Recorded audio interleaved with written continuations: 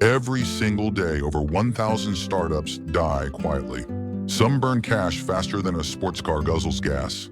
Others spend years building products nobody wants. And some, they don't even know they're failing until it's too late. But what if you could bulletproof your startup?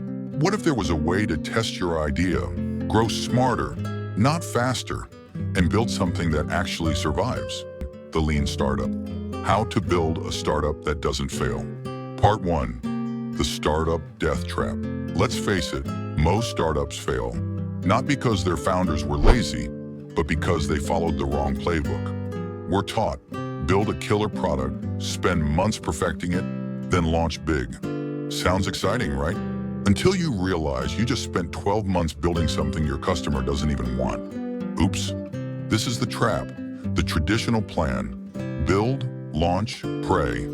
But Eric Ries said, there's a better way, and it starts with 3 words: build, measure, learn. Part 2. The Lean Startup Method. The Lean Startup flips the script. It's not about making a perfect product.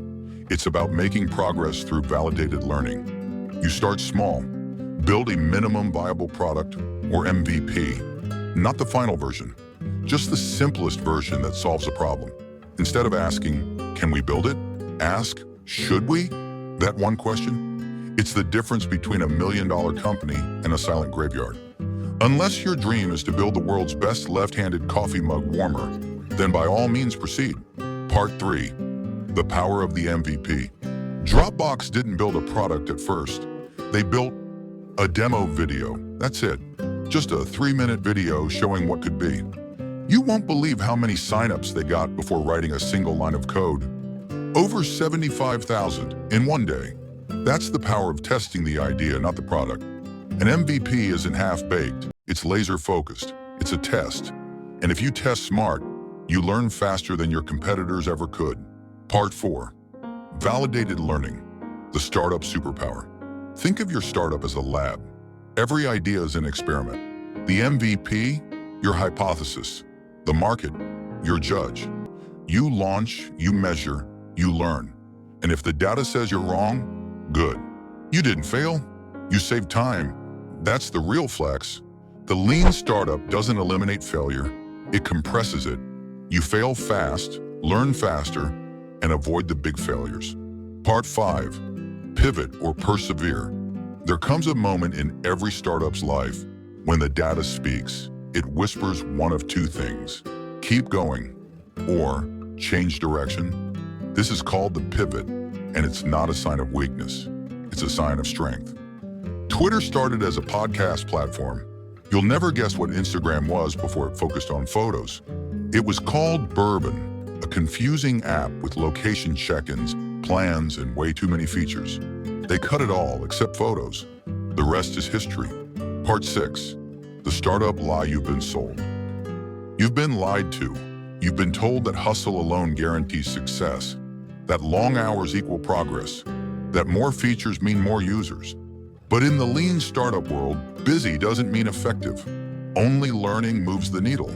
Unless you're busy designing startup merch before you have users, then yes, you're definitely killing it. Part 7. Action over ego.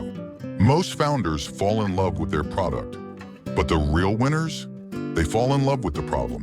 The lean startup keeps your ego in check. It tells you, you are not the customer.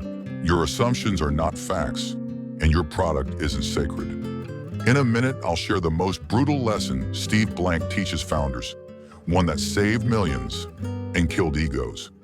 Part 8. What great founders do differently. Steve Blank, mentor to Eric Ries, said it best: get out of the building. You can't learn about customers from behind a laptop. Talk to them, watch them, understand them. The lean startup isn't just a method, it's a mindset. It's humility, speed, and obsession with real-world feedback. The best founders don't ask, what can I build? They ask, what's worth building? Final part. Your lean startup journey starts now. You've made it this far. That tells me something. You're serious. You don't want to build another startup that fails quietly. You want to build a company that matters, that grows, that lasts. So here's your first step. What's your MVP? What's the smallest version of your idea you can test? This week? Drop it in the comments. Let the world hold you accountable. And if this video sparks something in you, subscribe. Because this is just the beginning.